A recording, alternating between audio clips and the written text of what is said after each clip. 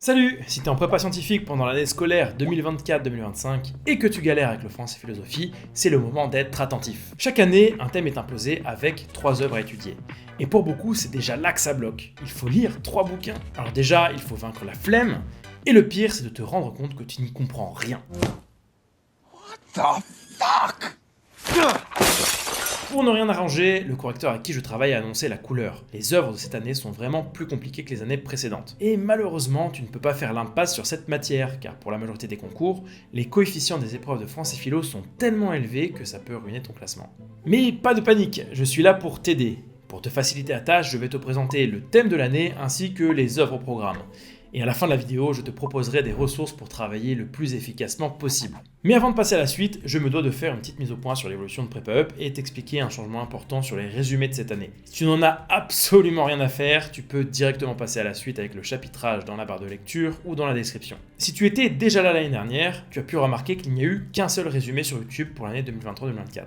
Mais alors, que s'est-il passé ? Eh bien, une accumulation de galères. Déjà, Julien, qui avait repris les rênes de la production de contenu, a dû quitter le projet pour des raisons personnelles. Pile à ce moment-là, j'étais en plein lancement du nouveau site, qui a été une hécatombe. Les développeurs ont fait un travail catastrophique, certains utilisateurs n'arrivaient même pas à accéder au site, et il était lent. Cela a entraîné une baisse des ventes et donc une situation financière compliquée pour l'entreprise. J'ai donc dû passer les derniers mois à apprendre le développement web pour reconstruire tout le site à partir de zéro. Pour résumer, pas d'argent plus effectifs limités plus moi qui apprends le code pour essuyer les plâtres est égal à pas de vidéo sur YouTube. Mais cette année, le site est terminé et fonctionne correctement, les résumés hors format PDF sont déjà disponibles, donc tout devrait bien se passer. Malheureusement, je ne peux pas continuer à fournir la totalité des résumés gratuitement. Ce modèle n'est simplement pas viable et si je ne fais rien, je serai dans l'obligation d'arrêter le projet. I declare bankruptcy! Donc, pour éviter de mettre la clé sous la porte et continuer la production des résumés pour les générations futures, j'ai besoin de ton soutien. Les résumés détaillés chapitre par chapitre seront désormais payants, mais à un prix raisonnable. Ce qui veut dire que tout le reste est accessible comme avant. Il y aura une vidéo de chaque œuvre sur YouTube pour partir sur de bonnes bases. Tu pourras aussi télécharger gratuitement le début des résumés PDF avec les prérequis et le résumé express, ce qui te permettra de comprendre les œuvres dans les grandes lignes. Et après, pour bien maîtriser les œuvres, tu pourras commander les résumés détaillés chapitre par chapitre. Un grand merci d'avance à tous ceux qui comprendront la situation et qui soutiendront la production des résumés. Bon, maintenant que c'est dit, on va pouvoir passer au thème de l'année. Le thème de l'année s'intitule « Individus et communauté ». Et les 3 auteurs au programme sont Spinoza avec Traité théologico-politique, Eschyle avec Les suppliantes et les 7 contre Thèbes, Edith Wharton avec Le temps de l'innocence. Alors, que dire sur ce thème ? On peut déjà remarquer qu'il se compose de 2 noms communs. D'un côté, individu, qui désigne un être vivant bien délimité qui possède ses propres particularités. De l'autre, communauté, qui désigne un ensemble de personnes qui partagent des choses en commun. Alors, il faudrait prendre le temps de mieux définir ces 2 termes pour comprendre leurs nuances et leurs subtilités, ce qui est nécessaire pour les utiliser correctement. Cependant, on peut déjà apercevoir que la définition même de l'individu peut s'établir en lien ou en opposition à la communauté. L'individu compose un groupe. On peut le considérer indifféremment des autres individus de ce groupe. Mais on peut aussi considérer l'individu lui-même en opposition au groupe auquel il appartient, car il a ses propres spécificités, ce qui le distingue des autres individus. De plus, on sait intuitivement que le terme communauté a des connotations positives et négatives. La communauté peut être bénéfique pour l'individu, car ça lui permet d'être en lien avec d'autres individus, ce qui lui apporte une forme de sécurité et ça peut servir ses intérêts personnels. En échange, il doit respecter un certain nombre d'obligations et de règles. Mais la communauté peut aussi soumettre l'individu, jusqu'à le dépouiller de sa liberté et de ses capacités, comme le fait de penser par lui-même. Et petit détail à ne pas négliger, dans individu et communauté, nous avons la conjonction « et », ce qui laisse libre cours à l'articulation entre ces 2 termes. Par exemple, l'individu dans la communauté, l'individu contre la communauté, etc. Cela en fait un thème plutôt large, ce qui veut dire qu'il y a une multitude d'interprétations avec une multitude de notions à aborder. Et c'est plutôt une mauvaise nouvelle, car ça augmente le risque de faire un hors-sujet. Son of a Il faudra donc faire très attention quand tu traites un sujet de dissertation et bien prendre le temps de limiter et sélectionner les notions pertinentes pour traiter le sujet. Pour cela, il suffit d'adopter la bonne méthode et d'analyser correctement le sujet de dissertation. Je t'en reparle à la fin de la vidéo. Ensuite, on peut chercher et définir des sous-thèmes pour éviter de partir dans tous les sens. Cela permet de catégoriser le thème, de délimiter les thématiques et les notions importantes, ce qui permet de cadrer sa réflexion. Voici quelques exemples pour le thème de l'année. Le contrat social, qui est une notion philosophique plutôt importante. L'aliénation de l'individu, qui le dépossède de ses facultés et de ses libertés. L'individualisme et le communautarisme. Faut-il plutôt privilégier les droits de l'individu ou plutôt privilégier le groupe, l'autorité et l'identité culturelle ? La différence entre société et communauté. Les mœurs et les conventions sociales, qui dictent la conduite des individus au sein d'une communauté. La révolte et la marginalité, qui désignent deux formes de rupture de l'individu avec la communauté. Les classes sociales, qui établissent une hiérarchie au sein d'une société. Alors, il n'est pas possible de faire une liste complètement exhaustive, mais ça permet déjà de mieux s'y retrouver. Pour finir, il faut savoir que l'épreuve de dissertation en prépa scientifique est un peu particulière.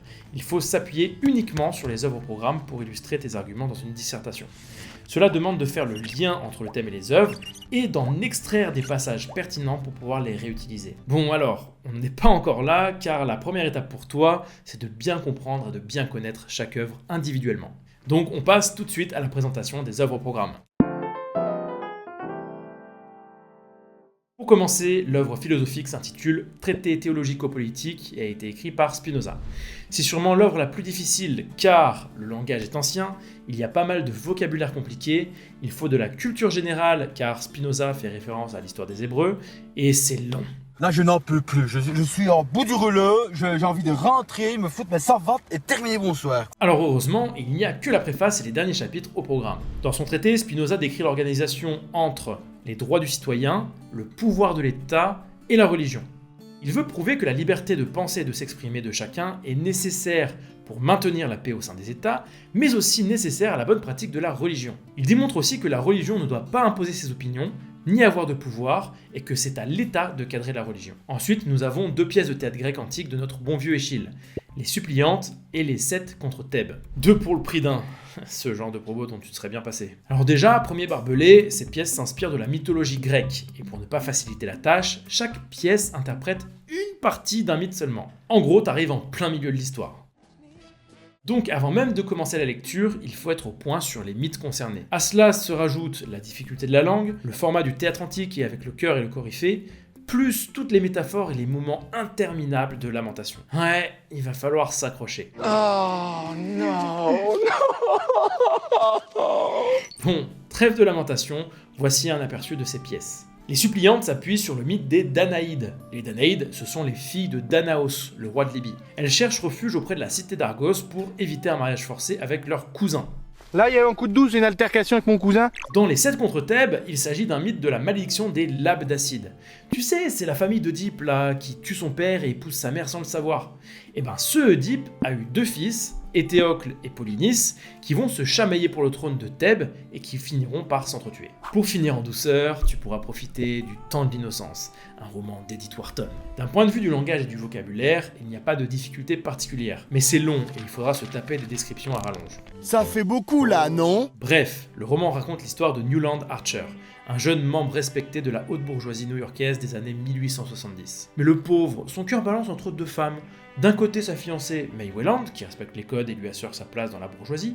De l'autre côté, la comtesse Olenska, qui se moque des règles de ce milieu et lui fait entrevoir une vie un peu plus extravagante. Je n'en dis pas plus, tu pourras retrouver les détails de chaque œuvre dans nos résumés.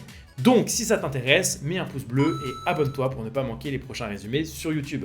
Et en attendant, tu peux déjà télécharger gratuitement le résumé express de chaque œuvre au format PDF.